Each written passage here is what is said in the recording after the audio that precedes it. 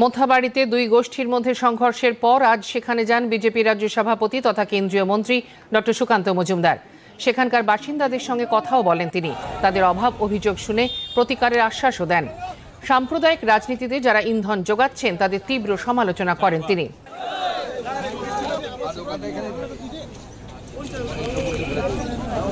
পশ্চিমবঙ্গের পরিস্থিতি ভালো নয়।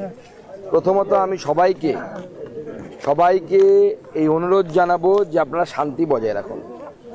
দ্বিতীয় যে বিষয়, আমি তৃণমূল কংগ্রেসের সরকারকে মনে করাতে চাইবো যে দেখুন, তোষণের রাজনীতি দিয়ে কোনো রাজনৈতিক দল বেশি দূর এগোতে পারে না।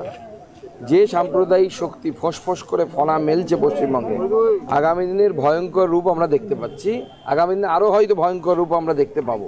তার বিরুদ্ধে সরকারকে খুব শক্ত হাতে, আয়রন হ্যান্ডেডলি যাকে ইংরেজিতে বলে, সেইভাবে এর বিরুদ্ধে দমন পীড়ন করা হয়।